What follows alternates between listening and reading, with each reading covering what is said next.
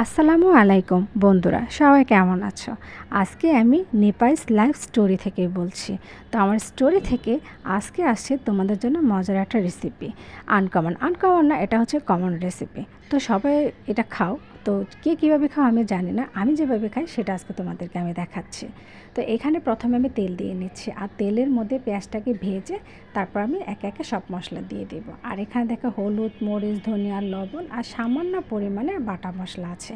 আর আমি এই ধরনের রেসিপি রান্না করলে বাটা মশলাটা অবশ্যই অ্যাড করে বড় মাছ আর রেসিপিগুলির মধ্যে। তো এখানে আমি একে একে মশলাগুলি দিয়ে দিয়েছি। সেই মশলাগুলো এখন আমি ভালোভাবে কষিয়ে নিচ্ছি, কারণ মশলাটা কষানো হলে কিন্তু সব ধরনের জিনিসই মজা হয় খেতে। তো এখানে আমি দেখো এটা কি দিয়ে দিচ্ছি, তোমরা বলো তো এটা আমি কি দিব আজকে? মাছের তেল নাকি মাছের ডিম? তোমরা এই চিন্তা করতে থাকো, আমি কিন্তু এখন বলবো না। এটা আমি বলবো সবার পরে যে এটা আমি কি রান্না করেছি, বা তোমরা দেখে বুঝতে পারো কি না সেটাই চেষ্টা করো। একে একে এটাকে আমি ভালোভাবে কষিয়ে নিচ্ছি মশলার সাথে।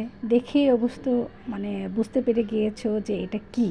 হ্যাঁ, এটা মাছের ডিম, আর এটা ছিল রুই মাছের ডিম। তো এখন এটার মধ্যে আমি দিয়ে দিয়েছি আলু কুচি করে দিয়ে সুন্দর করে একসঙ্গে মেখে চেখে নিচ্ছে এটাকে আবার আলুর সঙ্গে দিয়ে আমি কষিয়ে নিচ্ছি, কারণ বললাম না যত কষানো হবে তত জিনিসটা মজা হবে। প্রত্যেকটা জিনিসে কষানোর মধ্যেই হচ্ছে সব ধরনের মজা, মশলা আর কষানোর মধ্যে।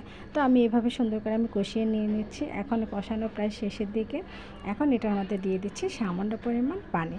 বলতে পারো তোমরা ব্লেন্ডার দিয়ে কেন দিচ্ছি, কারণ এখানে আমি মশলা ফেটেছি, মশলাটা অনেকটা লেগেছিলো, তাই ভাবলাম এটা দিয়ে এখানে দিয়ে দিই। অপচয়টা কেন করবো, একটু না হয় সাশ্রয়ী করলাম, তাই না?